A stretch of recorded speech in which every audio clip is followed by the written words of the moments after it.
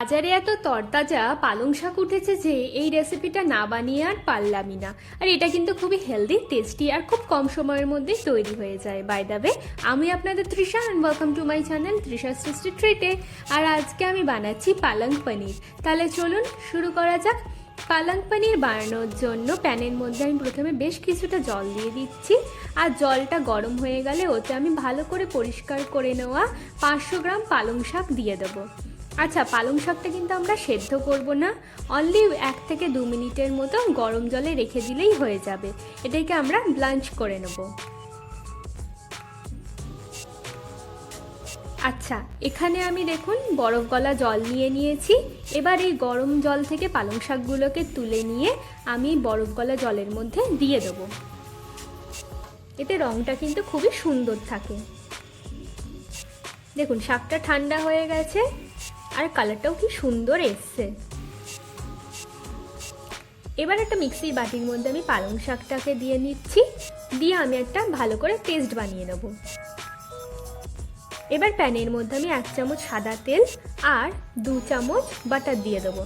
দিয়ে ভালো করে সব কিছুকে একসাথে গরম করে নিচ্ছি।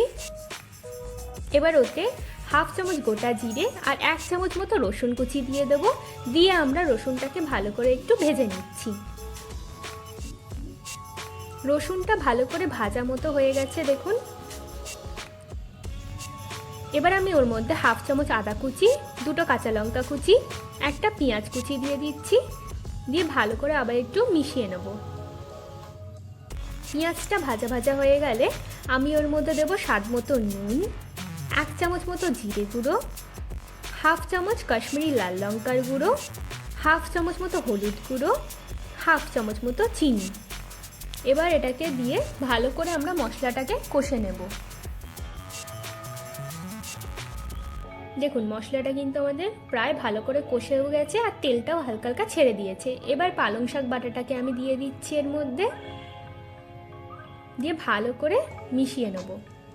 পালং শাকটা আমরা বেশি রান্না করব না, 1 থেকে 2 মিনিট মতোই রান্না করব। এবার মিক্সির বাটি ধোয়া জলটাও আমরা এবার এর মধ্যে দিয়ে দেবো। বেশি জল দেবেন না, অল্প জল দিলেই কিন্তু আমাদের এটা হয়ে যাবে। দেখুন পালং শাকটা কিন্তু আমাদের মোটামুটি হয়ে গেছে। এবার আমি এর মধ্যে 200 গ্রাম মতো পনির নিয়ে ত্রিভুজ করে কেটে নিয়েছি। আপনারা আপনাদের পছন্দ মতো যে কোনো শেপে কেটে নিতে পারেন। পনিরটা আমি কাঁচা দিয়েছি, আপনারা চাইলে ভেজেও দিতে পারেন। আমার কাঁচা পনির ভালো লাগে বলে আমি কাঁচা পনিরটাই ইউজ করেছি।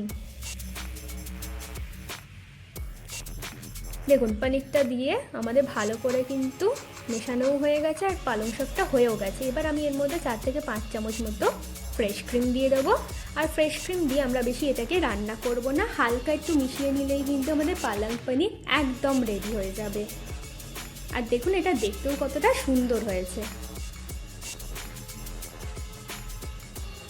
আমাদের পালং পনির একদম রেডি। এবার আমরা এটাকে সার্ভ করে দেবো। আমার ভিডিওটা যদি আপনাদের ভালো লেগে থাকে তাহলে প্লিজ একটি লাইক করবেন, প্রচুর প্রচুর শেয়ার করবেন। এরকম আরও ভিডিও পেতে আমার চ্যানেলটিকে সাবস্ক্রাইব করবেন।